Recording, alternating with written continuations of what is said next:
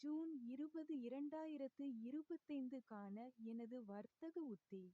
நான் வாங்குவேன். நீண்ட உத்தி. ரூ. 24,800க்கு மேல் வாங்குவேன். முதல் இலக்கு 24,900. இரண்டாவது இலக்கு 25,140. இழப்பை நிறுத்து.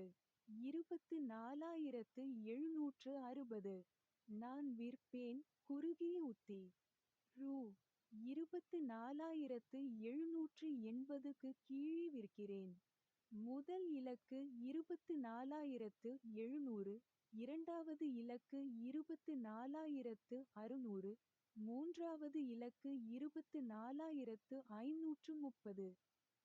இழப்பை நிறுத்து. 24,810. மறுப்பு.